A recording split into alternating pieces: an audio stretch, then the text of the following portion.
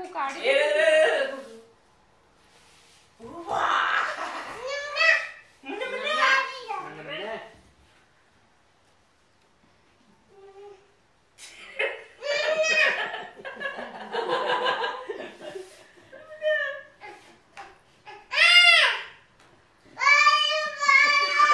તું મામાને ચોકલેટ આપતો એ કરશે ચોકલેટ આપતો રાઈડ ચાલુ થાય